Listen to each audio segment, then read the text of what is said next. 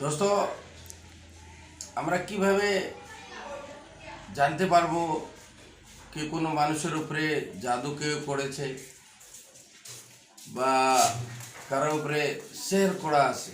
এটা জানার জন্য অসরের নামাজের পরে মগরিবের আজানের আগে আগে একটা সাদা দেশি মুরগা জবাই করে তার রক্ত দিয়ে একটা সাদা অঙ্ক খাতার পৃষ্ঠায়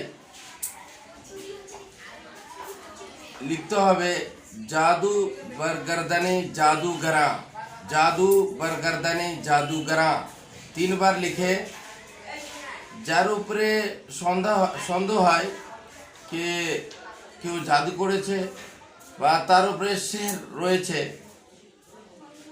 তাকে একটা খালি রুমের মধ্যে শুয়ে দিয়ে এই লেখার কাগজটি ছাতের উপরে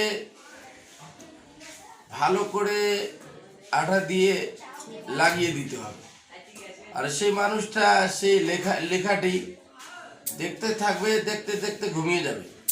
ঘুমার পরে সেই স্বপ্নের মধ্যে দেখতে পারবে কে তার উপরে কোন লোক জাদু করেছে, তার জাদুর এলাজ কি, সব কিছুই দেখতে শুনতে পারবে।